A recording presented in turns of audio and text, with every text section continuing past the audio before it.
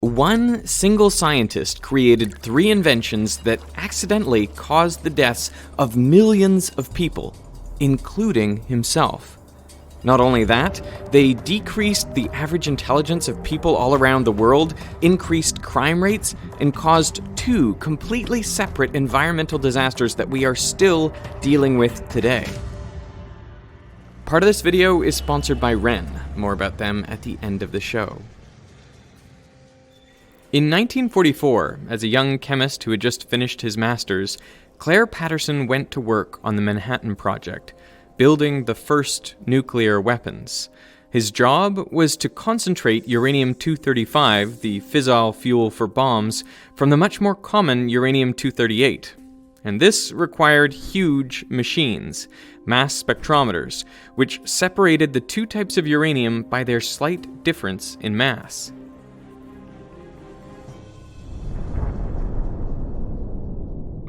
After the war, Patterson went back to grad school to get his PhD. He picked a research project that would take advantage of his experience with mass spectrometers, measuring the age of the Earth. Radioactive rocks are effectively clocks. Uranium-238, for example, decays into thorium, and then protactinium, and then 12 more decays, until it ends up as lead-206, which is stable. The rate of this decay is consistent and can be measured. It takes 4.5 billion years for half of a sample of U-238 to decay into lead-206. Patterson's PhD project was to determine the age of the Earth by measuring the ratio of uranium to lead in primordial rocks. But to calibrate his instrument, first he used zircon crystals whose ages were known. Zircon is ideal for this purpose because when it forms, it contains trace amounts of uranium, but absolutely no lead. So any lead that you later find inside a zircon, you know must be the product of a uranium decay. Now, Patterson was tasked with measuring the lead content, and another student, George Tilton, measured uranium. Tilton's uranium measurements were fine. They matched predictions. But Patterson's lead measurements were all over the place, and they were many, many times higher than they expected. We take George's uranium and my lead. Not right, Patterson. There was lead there that didn't belong there. So where was all this extra lead coming from? That mystery would take over the rest of Claire Patterson's life and bring him to the literal ends of the Earth. In 1908, a woman was driving across the Belle Isle Bridge in Detroit when her car stalled. A passing motorist stopped to help. In those days, cars needed to be hand-cranked to start. He knelt down and turned the crank, and the engine roared to life, a little too suddenly. The man couldn't get out of the way, and the crank handle hit him in the face and broke his jaw. He died as a result of his injuries. His name was Byron Carter, and he was the founder of his own car company, so he was well connected in the Detroit auto scene. He counted among his close friends the founder of Cadillac, Henry Leland. Leland was so distraught over his friend's death that he resolved to eliminate hand cranks from his vehicles. Leland hired Charles Kettering to create a self-starting car, and by 1911, he had a working prototype. Hand cranking was difficult and dangerous, and best left to men. But a car that started itself changed everything. The world's first crankless car was the Cadillac Model 30. It was much more powerful than cars before it. It had a top speed of 45 miles per hour and 40 horsepower, double the Ford Model T. The Model 30 was a huge success for Cadillac, doubling the company's annual sales. But it had a problem. It was deafeningly loud. In internal combustion engines, a piston compresses the fuel-air mixture, which is then ignited by a spark from the spark plug. The expanding hot gases push the piston back down. The problem with the Model 30 engine was it compressed the fuel-air mixture more than previous models. So much, in fact, that often the fuel would spontaneously combust before the spark from the spark plug. So rather than orderly, perfectly timed explosions, you'd get multiple haphazard combustions leading to turbulent pressure waves inside the cylinder. The resulting sound led the problem to become known as engine knocking. Knocking wasn't just hard on the ears, it hurt the engine's performance. It reduced power output and lowered fuel efficiency. The vibrations also damaged the piston and walls of the cylinder, shortening the life of the engine. The good news was that engine knocking could be corrected by changing the fuel. Different fuels can withstand different levels of compression before detonating. N-heptane, for example, will spontaneously combust under only a little compression. Isooctane, on the other hand, can withstand a much higher compression ratio before it auto-ignites, so it's much less likely to cause knocking. To quantify how much compression a fuel can withstand, scientists came up with the octane rating system. They arbitrarily set isooctane to have a rating of 100 and N-heptane a rating of 0. Now, real fuels aren't made up of only these two ingredients. They're a mix of lots of different hydrocarbons, but the octane rating tells you what mixture of octane and heptane gives equivalent performance. For example, 98 octane fuel can withstand the same compression as a mixture of 98% octane and 2% heptane. Now, I'm going to take a little bit of 98 octane fuel and put it in this piston, and when I compress it, nothing happens, which is exactly what you'd expect. This fuel can withstand a lot of compression. Diesel has an octane rating of 20, so it acts like a mixture of 20% isooctane and 80% N-heptane. If I put a little bit of diesel in there, let's see what happens with the same compression ratio.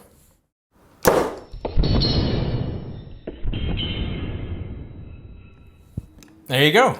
You get a little explosion in there. That's because this is a low octane fuel. I mean, that's what diesel's meant to do. You compress it and it ignites. But you don't want this sort of fuel in an engine with spark plugs. The reason fancy cars demand high octane fuel is to prevent knocking in their high compression, high performance engines. Kettering wanted to find an additive which would increase the octane rating of ordinary fuel and eliminate knocking in high compression engines, so he hired 27-year-old engineer Thomas Midgley Jr. Midgley experimented with all sorts of compounds, from melted butter and camphor to ethyl acetate and aluminum chloride. He later wrote most of them had no more effect than spitting in the Great Lakes. Ethanol was an interesting exception. It did stop the knocking, but you needed a lot of it, about 10% of the fuel mixture for it to be effective. That much ethanol would be expensive and hard to turn a profit on. And Midgley was really after an additive that was cheap, easy to produce, and effective even at low concentrations. So he kept trying. Then he hit on tellurium. It worked wonderfully as an anti-knock agent, but it had a terrible smell. You couldn't get rid of it by changing clothes or bathing. His wife was so offended by the stench that he had to sleep in the basement for 7 months. Midgley wrote, "I don't think that, although this doubled the fuel economy, humanity would suffer this smell." On December 3rd, 1921, after 5 years of working on the problem, Midgley found what he thought was the perfect solution: tetraethyl lead. That's a lead atom right there in the center. This additive was exactly what he was looking for. It stopped the knocking, it didn't smell, it was cheap to produce and readily available. Best of all, you only needed 1 part in 1,000 for it to be effective. In a call to Kettering, Midgley said, "Can you imagine how much money we're going to make with this? We're going to make $200 million, maybe even more." That is over $3 billion in today's dollars. Now, for his discovery, the American Chemical Society gave him the prestigious Nichols Award, and they asked him to do a series of public talks, but Midgley declined. He and Kettering patented the process for making tetraethyl lead, and they called their new additive ethyl, perhaps so it might be confused with another common additive, ethyl alcohol. They made no mention of lead. Then they teamed up with 3 of America's largest corporations, General Motors, DuPont, and Standard Oil of New Jersey, to form the Ethyl Corporation. Their marketing was brilliant. No man can look at the amazing record of accomplishment here in this research division without confidence that these men are going ahead with an eye to the future. looking for new facts and principles which will make things better and make life easier for all of us.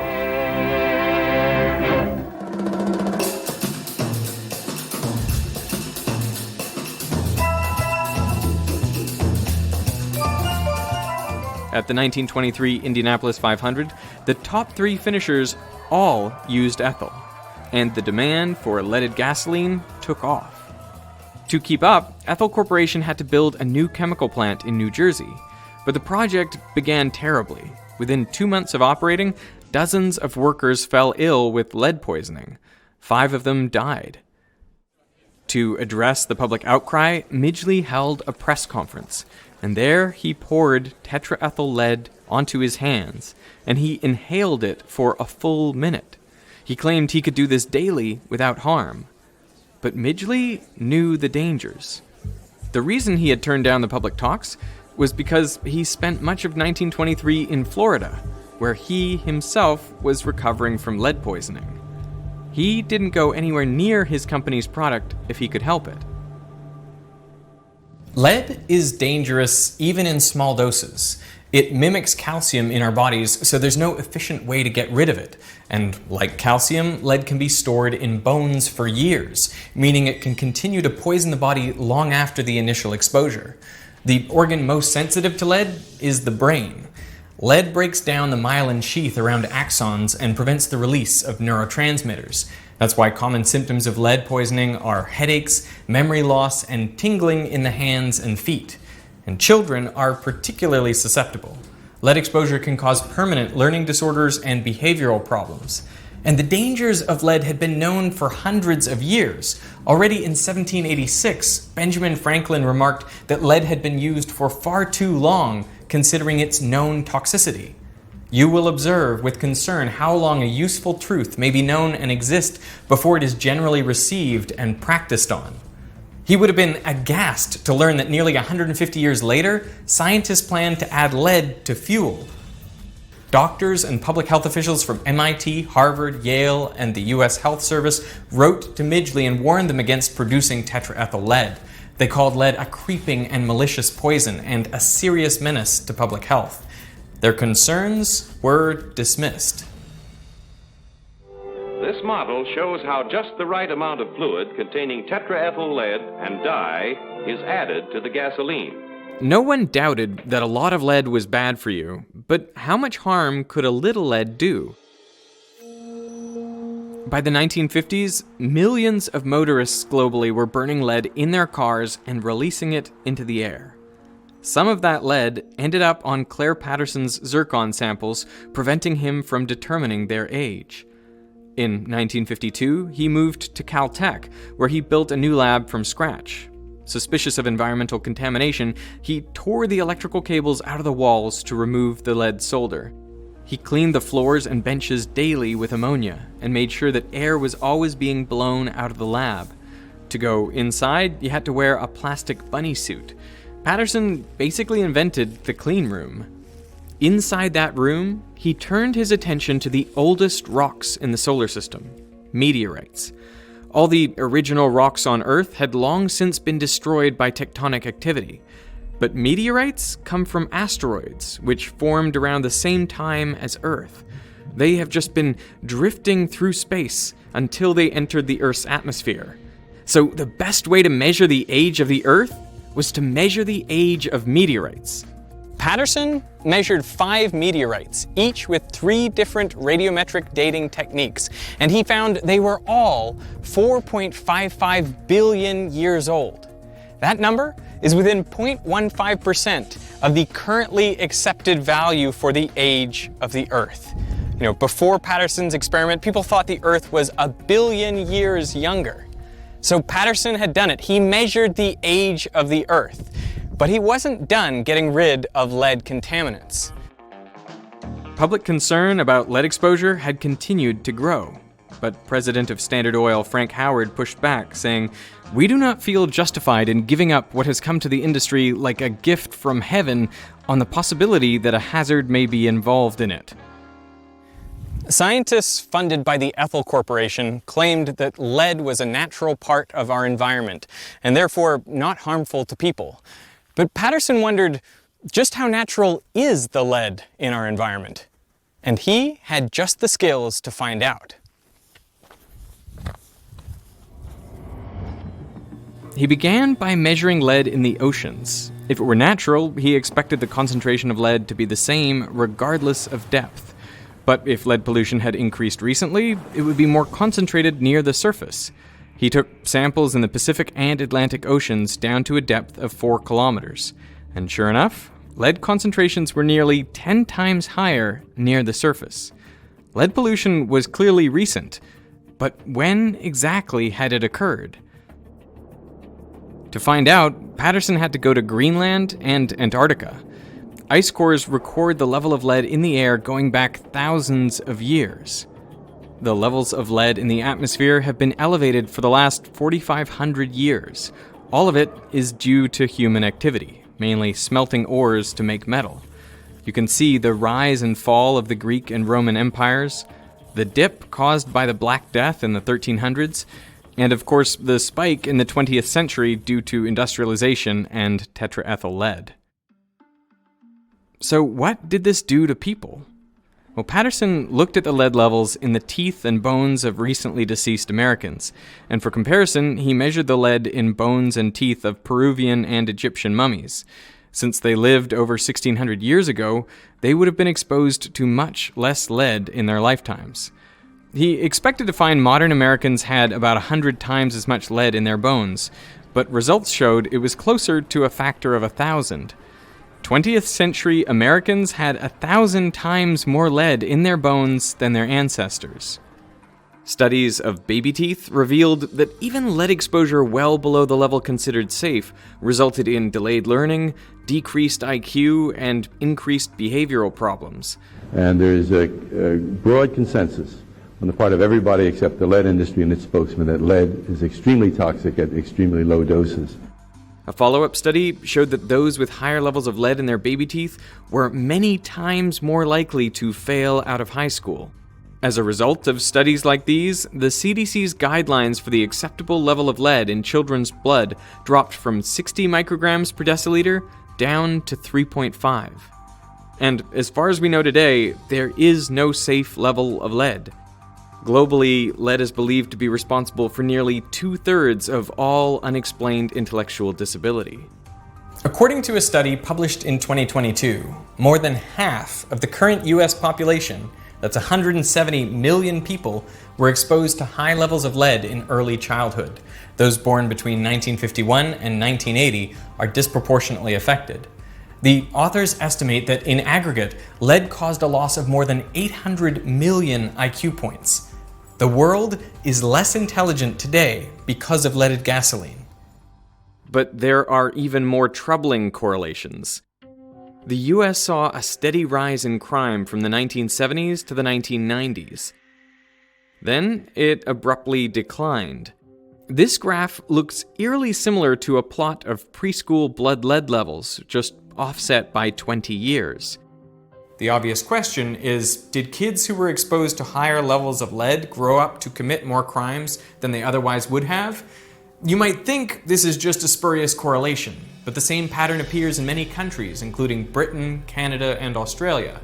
And we know there's a causal connection between lead exposure and antisocial or violent behavior. A study of 340 teenagers found that those who were arrested were 4 times as likely to have elevated lead in their bones than similar demographic controls who didn't have run-ins with the law. Now, this doesn't mean that lead is responsible for all of the increase in crime, but it's very likely responsible for some of it. Now, it's tough to estimate the precise death toll of lead. One of its lesser-known effects is a hardening of the arteries, leading to increased cardiovascular disease. A study from 2018 found lead was likely responsible for 250,000 heart disease deaths per year in the US. Assuming a constant rate over the past century, that amounts to 25 million deaths in the US alone. Globally, the figure may approach 100 million. Most of those deaths are due to Midgley's decision to put lead in gasoline, a substance he knew firsthand was toxic, but he did it anyway to maximize profits. And the problem is not over. Current estimates of deaths caused by lead range from 500 to 900,000 per year. A 2020 UNICEF report warns that 1 in 3 children globally, that's over 800 million children, have blood lead levels at or above 5 micrograms per deciliter. A lot of this lead now comes from batteries and industrial processes, but some is still due to Midgley's invention. Now, after Midgley's success with ethyl, he was put in charge of another engineering project. GM wasn't just making cars, but also household appliances. And fridges had a problem. The 2 most common gases used as refrigerants were methyl formate and sulfur dioxide. One is highly toxic, the other is flammable. Midgley was tasked with creating a safer alternative, and in 1928 he developed a non-toxic and non-flammable refrigerant, dichloro-difluoromethane. GM called this new product Freon, and to demonstrate Freon's safety, during the unveiling at the American Chemical Society, Midgley inhaled a lungful of this gas and blew out a candle. In the following decades, CFCs like Freon became very popular and were used as solvents and aerosols. The problem is CFCs are light and stable. When released into the atmosphere, they climb up into the stratosphere, where they can remain for 50 to 100 years. But if a CFC molecule is hit by an ultraviolet photon of just the right energy, it breaks apart, releasing a chlorine atom. And this chlorine atom can then react with ozone, breaking it apart into chlorine monoxide and oxygen gas. The result was another environmental disaster, the hole in the ozone layer. With less ozone, more UV light penetrates the atmosphere, increasing the rates of skin cancer and cataracts. Plus, CFCs are potent greenhouse gases. Per kilogram, they produce 10,000 times more warming than CO2. The historian John McNeill wrote that Midgley had more impact on the atmosphere than any other single organism in Earth's history. An agreement to phase out CFCs, the Montreal Protocol, went into effect in 1989. And the ozone layer is now showing signs of recovery, although it'll take many more decades to fully recover. In 1940, at the age of 51, Midgley contracted polio and became physically disabled. So to help him get up, he devised a mechanical bed controlled by a series of ropes and pulleys. On November 2nd, 1944, while using the contraption, he became tangled in the ropes and died of strangulation. Thanks to the work of Claire Patterson, it became clear that the lead in our environment is not natural. Burning lead in combustion engines spread the toxic element across the planet, into the air, oceans, the snow at the South Pole, and even our bones. Japan was the first to ban leaded fuel in cars in 1986, but other countries soon followed suit. Algeria was the last to do so in 2021. The UN calculates that the elimination of lead from gas saves over 1 million lives per year and $2.45 trillion. But leaded gas is still used, by the way, in piston-driven airplane engines. That's now the largest source of lead emissions into the air in the US. You will observe with concern how long a useful truth may be known and exist before it is generally received and practiced on.